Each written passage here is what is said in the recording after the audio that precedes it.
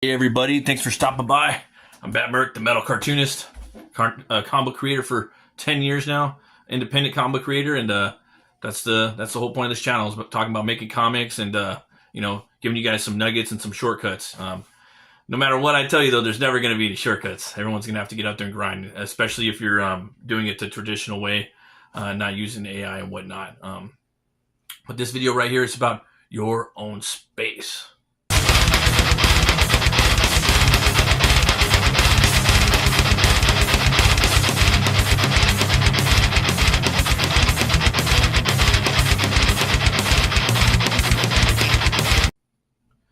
Even Jack Kirby, man. Jack Kirby even had his own space. That's the desk on the thumbnail for this video. That's Jack, the king of the comics, Kirby. Okay, that was his space. That's all he really needed. You know what I mean? Like me, that's kind of all I really need right now too. I just got my little drafting table. Now there's a lot of they have really good drafting tables at Michael's right now. There's this one I really like. It's glass. I think it's like on sale for $100, maybe $200 right now, depending on when you go. Yeah, even like I said, even Kirby, man, he just had his little drafting table. That's all he really needed. Okay, and I know I talk about, in previous videos, comics never sleep. Okay, at the drop of the dime, you got to be able to have your pages ready and draw them. Okay, and that's how you're gonna like get up on your comic book production. Okay, as far as getting your sequentials done faster. Okay, you can't just wait all the time for when you get off work or your days off. You have to find those little areas of opportunity to knock out pages, okay? Even if it's just like for 20 minutes. You'd be surprised at how much stuff you can get done in 20 minutes. Sometimes you'll be more productive in 20 minutes than you will be in 2 hours, okay? So, but as far as the artistic space goes, all right, you got to push to have one. I was drawing on my just drawing on my board right here, just sitting down on the TV or sitting next to the TV, just drawing on the couch or in my chair, and I was just like, my buddies were telling me, man, you got to have your own little space, and I used to have it too. I used to have a space in my garage one time, but just kind of, wasn't feeling it for some reason. And I took a break from that, and then I said, you know what, I'm gonna try it again. So now I got my little space right here. So I recommend that everybody gets a space. Okay, you can have a garage space, where you can take over the whole garage, half the garage, a quarter of it. Really depends on you. And with that being said, you can put up like a shower curtain and get these two like mounts that you can put on the wall. And you could put any type of curtain you want there. You could do a green curtain, so it'll act as a green stream or a green screen for when you're doing live streams, okay, which is kind of cool. Or you could do, some type of design. I don't know, whatever you think. Another thing you guys could do is the sheds, man. Home Depot's coming out with these, or they have these awesome sheds that you can use. Right now, this is my space, but I'm probably gonna be getting a new space within a year. So I don't want to put up anything like really cool, like the bookshelves and stuff. I want to line this up with artwork and bookshelves, things like that. But the sheds at Home Depot, man, I'm thinking about getting one of those. Putting a nice air conditioner in there, the locks, nice fridge, get some beers, some brewskis in there, some whatever. Another thing you could do is, everybody wants an extra bedroom. Usually you turn that into an office or whatnot. That's usually the way to go is. But most artists don't have all these extra rooms lying around their house. We're not, we're usually the starving artists, right? And most people, it's a corner of a room. Okay, you can get a corner of a room, and again, you can just deck it out, man. And you can get, like I said, a shower curtain with a rod. You could get round ones. They have all that at Home Depot, and you could put a any type of curtain. That way, if you want to do a black one, a green one for a green screen, that way, say it could be a bedroom, a living room, what have you. That's your space right there, and you need to have that space, okay? And we're gonna get into that later on this video.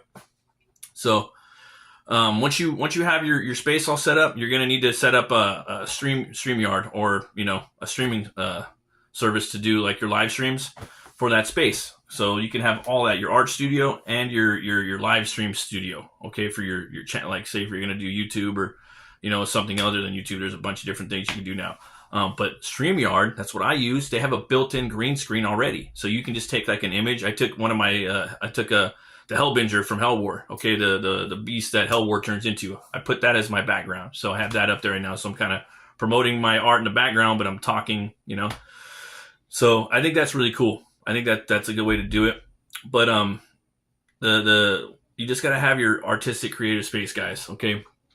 And the beauty of having that rather than obviously working on the go, and like you have to do. You're always going to have to try to work on the go and squeeze in those areas of opportunity. But the beauty of the artistic space, it gets you into a deeper zone of creativity and productivity. Okay, it's a relaxed, safe, you know, environment with minimal stress. Okay, it's like your happy place. You know, like the movie. You know, find a happy place. So you go there and it's easier to create. You're feeling you're in an awesome state of mind. So that is why you need that space. Okay, and once you have that space, again, you get your drafting table. Okay, you're gonna get your art supplies right there. Maybe an easel if you want to start painting. I want to start painting. That's on the back burner for this year. Then you know you're gonna want to maybe get some shelves. Okay, maybe some comics that you have, some drawing books, some graphic novels that you have. Okay, some posters, some artwork, maybe some of your artwork. Okay, books from writers that you like. That way you can pull them off and read them right now, and they're in your creative space. Okay, that's your world, and you can that's your headspace. Okay, and having those things around you when you're surrounded by those things, it's gonna make you feel great. It's gonna relax you, and it's gonna inspire you to create more. So picture like shelves, with maybe a couple figurines, maybe you got a couple, McFarlane toys up there, a couple sideshow collectibles, maybe not too many, but maybe a couple. A lot of people put that in their backgrounds, on their videos and stuff, but sometimes I think it gets a little crowded now when people do that. A lot of people do that now. It's kind of a trope or a stick, with the nerd or the reviewer on YouTube, and they got a fucking whole background filled with toys and shit, But for me, it's not really a background thing. It's something that I'm drawing and I'm looking up like, yeah, look at that, look at that cool Conan up there holding, Solomon Kane, or, look at that Batman up there. You know what I mean? Whatever you're into, the Max, Spawn, Snake Plissken, maybe it's your character reminding you to maybe you got a toy made of your character. Some people got the hookup and they're getting action figures made for their characters. But either way, is you want that you want to get that quick mental entry of creative focus, and that's when you're gonna get in your drawing space. Okay, guys, so fight for that. Okay, fight for your drawing space. You got to have it. Talk to whoever you're living with. I'm gonna need at least a corner. Like, you got to give me something. Okay, because you have to move into that space to get your stuff done. It's not gonna cut it somewhere else. Okay. Thanks for watching, guys. Always remember, if an artist isn't starving, then the artist isn't hungry. I'll see you guys next Monday. All right, we got a B-side. Okay, a lot of the B-sides and just stuff in my videos. Some of them are stuff that are obvious, but sometimes the obvious escapes me. I'm sure it escapes other people. Okay, so, and then probably 90% of my video might be stuff you already know, but I might have a little nugget of something at the end or in the middle, like, oh, okay, that escaped you or you didn't really think about. Okay, but here's one. All right, in your art space, it's got to be clean and organized. Okay, and you want to go in there once a week and clean it. Okay, and that being said, is when you're when artists throw things everywhere, okay, mid-creation, they're going to be throwing everything everywhere, and like they can kind of see with their hands when they're trying to put a page together, and I don't mean you're smoking nothing or nothing, but people, like they could see it, okay, and so I need some black, I need some white, I need a little color, and then you just start putting stuff everywhere, okay, that's part of the creative process, and that's cool, that's fine, maybe put down some ads on the floor, some newspapers.